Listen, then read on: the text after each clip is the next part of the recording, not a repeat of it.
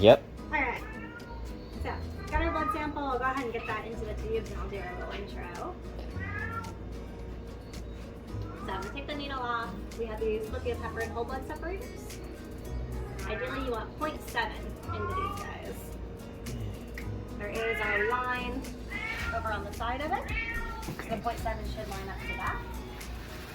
But if you're not looking at that, if you push your blood up to the top of your syringe, see where it starts, and then cap down 7 tick marks on your syringe, that'll put you at your 0.7. So go 1, 2, 3, 4, 5, 6, 7. There we go. Then make sure that mixes.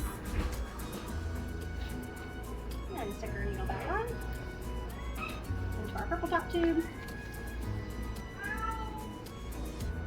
You don't want to push down super hard on your syringe, that ends up lysing your cells.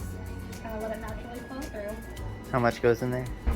So with these guys, the front of the tube is going to say 1 ml. You can fill it anywhere from 0.5 to 1.5. So if you have that 15-year-old dehydrated cat that you're only going to get this much blood on, you only get 0.5 to make it run. Alright, and since it is an EDTA tube, you want to make sure it's well mixed. That way that EDTA coats all the blood cells. That way nothing blocks. Alright, got that in there. So I'm Emily, I'm your field support rep with Idexx. My business card lives on the analyzer if you need help with how to do anything with your analysis. So to run a full panel of blood work, we're going to if you want to take a look at this monitor, we're going to click Analyze Sample. What is this patient's name? Rocky. Rocky? Does he have a last name or is it a shelter pet? Just shelter. Just shelter. Okay. And do you guys give them any sort of patient IDs or anything in your software? We do, but I don't have it right now. Okay. We'll just put in some 9s for now. But if you know what their ID is, you can stick it in there. Gotcha. Okay. All right. We'll hit Add New Patient down here. If we've ever run blood work on him in the past, whenever we start typing in Rocky, he'll pop up down here and we can click that. Okay. Since he's a new one, we'll click Add New Patient. Click a species. Canine. Do we know if he is a puppy, adult, or geriatric? Adult. Adult. So you can either select one of those from the drop down. If you know his rough age in years, months, weeks, you can do that. Or if you happen to know their exact birthday. As long as you have one of those 3, you're good to go. Okay. There are options for other markers if you want that to be on the report, but they're not required to run the report. So you just need the name, the ID, the species, and the life stage. So get all that in there and we'll hit Next up in the corner. Select a doctor. If you need to add a new doctor in the future, you hit that little edit pencil, you can add in a new one. And then we'll go down here to the bottom and select the analyzers that we want to use. In our case, it's going to be our laser site, which is our hematology unit, and our catalyst, which is our chemistry. There is an option for SNAP Pro if you're doing any of those SNAP heartworm tests, parvo, giardia, any of those. All these individual SNAP tests over here are just timers if you guys didn't have the SNAP Pro. Since you have the SNAP Pro, you don't need to use these. And then the UA is just for a manual log of color, clarity, that type of thing. Okay. Primarily, you guys are just going to be using these. Okay. The main things you'll need. If you get trigger happy and click too many things, if you click them again, they'll go away. Okay. That's easy. Yeah. So we're going to use these 2. Anytime you select the catalyst, get rid of it. If you select the catalyst, you're going to get this pop-up in the middle. If you're starting off running your blood, you can ignore it and go straight to run, but you do have the capability with your catalyst to do a dilution. So if we run it and then your liver value is through the roof and you want to dilute it and go back, you certainly can. And then your catalyst can also run a urine protein if you're trying to do that. So most cases, you're not doing either of those things. You're just running your first set of lab work, so you can skip this entirely and just go up to run up in the corner.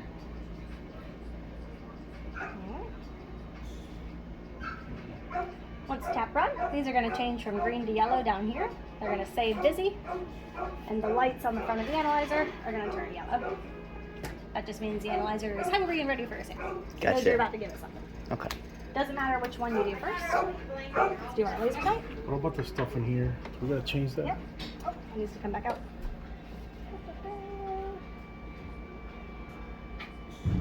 Still take out the old stuff. So any old purple top tubes that were still in there before, and any gray tubes that were in there before. Both of these will come out. They're old, they can be trash. So every time we put a new gray one. Yep, anytime you do a new purple one, it goes with the gray tube. And the other two? The other two live in there all the time. They live there. So you guys should have, yep, more gray tubes down here. What's that gray tube for? It's your reagent fluid. Oh, you want to start recording? Yeah, it's recording. Okay. Been a little while since I've used the laser sight. Before you hit run, put your materials in there. I forgot the laser sight will start sucking it away. So you have your tube full of your sample, anywhere from 0.5 to 1.5, and then your gray top tube. Gray top lid goes to the gray number 2. Purple top lid, purple number 1. Stick all those together.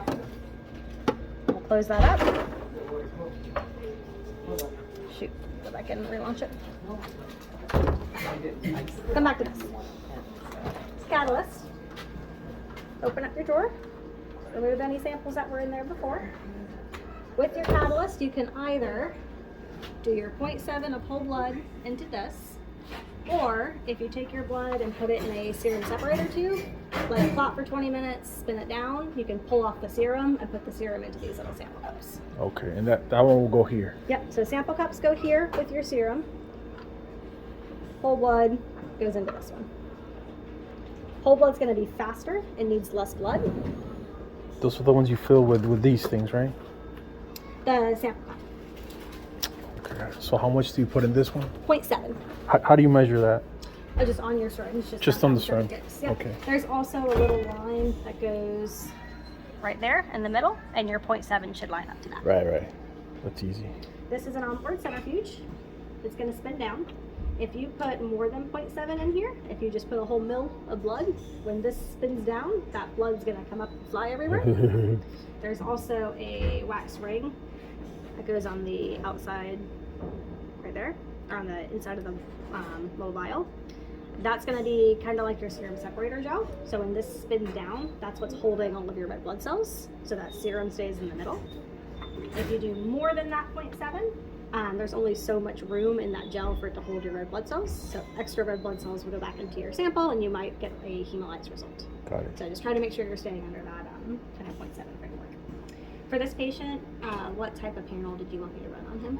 You want just like a chemistry? Run everything we got. I think we got They go over to the chemistry, freezer. CBC, some lights. That live in your freezer. They're in boxes that are marked. Could you explain what these mean? Excuse me. So you have this one, which is your Chem 17. You guys have Chem 17s and Chem 10s that are in your freezer. Your 17 just gives you more values. Got it. So depending on how much you want to do. You also have electrolytes, just called your light forward. Okay. So on the same run. They come in these little plastic bundles. You'll pull the arm off the side. You grab your arm. This little groove is going to fit right in here. It's only going to fit one way. It's not going to fit upside down. So we'll stick this in here. Pull back on your arm. And then stick our chemistry on top of it. Same thing, just a bigger bundle, more slides. Pull the arm off the side. Won't fit upside down. It's only going to fit one way. There you go. You got all your stuff. So you want to make sure you have 3 things in the analyzer.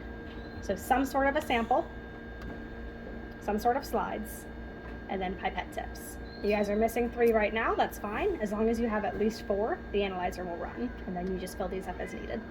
Every time you use the analyzer, it's going to take one of these pipettes out, pull up your sample, and put that sample into these slides. Close this, hit start, and that'll lock it and go in. May come back to our laser site. Stick Rocky in here again. Since we already typed him in once, he's going to pop up here. Click Rocky, click next. Click laser site since I accidentally messed it up the first time. Before you hit run, open this and put your sample in. Our sample's in there now. We'll hit run, and it's going to take it away. So everything's running. You already have a little countdown clock going for Rocky. Once you have at least one analyte processed in here, you're going to see his name pop up over here on the side. So this is that quality control that we ran already today, but you'll see Rocky up above it here in a minute. But that's pretty much it. When you get your results, this is our quality control that we ran, but your results will look really similar. You'll have your reference ranges. Anything that's in the middle and in black is normal. If it goes out of range, high or low, it's going to turn red. Either red or black. So that's your internet connection between you guys and Idexx. That's how we push software updates and that kind of thing. If that's ever not green, check your Ethernet cord right here. Oh, the Ethernet. Yeah, if it comes unplugged. This might be pushing up on it, right? Yeah. We should just take this out of here. The past 2 times I came in, that was it. Yeah, because we'll just plug it back in. It's because it's kind of bent. Yeah. Do it again. Yep. Catalyst, maintenance, and clean. And then you have an instruction of how to clean it. So if you're recording, I can show you. Yeah, show me. Yeah. So on your catalyst, over here on the side, this door is completely magnetic. Goes right off. You didn't break it. It does that. Didn't know that was there. You've got this bright green arrow. You'll lift up. There's a magnet in here, so it holds it up to the top. Bright green circle right here. You'll pull this out. Then we've got our carousel. So you'll wear gloves and get some alcohol wipes. These guys. They're free. You can order more. Okay. But you'll wipe the inside of all these circles, and then these little, they're called evap caps, but you'll clean the inside and then push it forward and clean this side too. Oh. So as you use your analyzer, you'll start to get more buildup on here. If you forget to clean it, you get buildup onto these pieces and they won't open as smoothly, and then you start getting jam errors. So if it stays nice and Probably clean, what happened, yeah. that's the #1 thing I get called out to for catalysts. So you'll clean all those. You'll take a separate alcohol wipe and clean this little white reference tile up here at the top. Put this to the side. Let it dry. If it's not dry, you can use your optical tissue. You clean this white part or the front of it over here? The white part itself. You just The take a white separate, part. separate alcohol wipe and clean it by itself. You can either set it to the side and let it dry, or you can use this little optical tissue. It's like a Kim wipe. You can use that to dry it off. And then while that's sitting to the side, you'll come back in here. You have this big circular track where that carousel sits. So you'll take an alcohol wipe and go all the way around the track.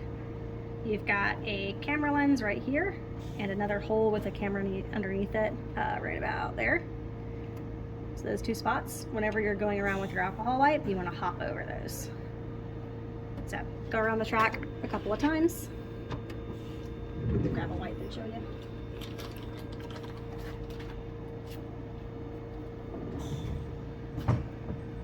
So start kind of in front of this camera. Go counterclockwise. It's like a little horse track. Yep. Then the horse jumps. Jump over, jump twice. over again. So what you want to avoid doing is going in a circle and taking all of that buildup and debris and then just pushing it into the camera lens. Because then you end up scratching your lens. Exactly. So then you'll take a separate, fresh, clean wipe, and then you can clean the camera lens and clean that hole in there. So that's it to clean it. As long as this is dry, you can flip it back upside down, stick it back in there. It kind of balances in the middle, and then if you turn it clockwise, it'll settle into place. It just kind of clicks back in. You'll want to make sure you shut this. If you forget to shut this piece, you will get an error message on the screen, so it will tell you. I forget it all the time. So you'll close that. Put your door back on. Again, it's magnetic. There you go. Turn it back around. And that's it to clean it. For your laser sight, the only thing you need to clean is this in here, your little filter. You can take a paper towel and just brush off the lint. We already did it, so it looks pretty good right now. You can run it under the sink if you want, but if you do, you want to leave it out and let it fully dry before you put it back in the analyzer. Otherwise, you get mold.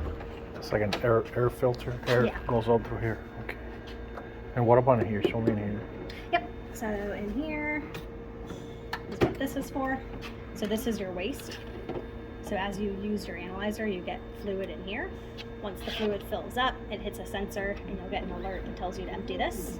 You just unscrew the top and dump this down the drain. It's not a biohazard, you can put it right in the sink. This one is the fluid that makes the analyzer work. That's what's in this box.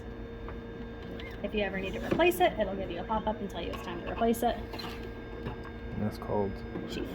sheath reagent. And it comes in this box. Yep, your CDC 5R. CBC.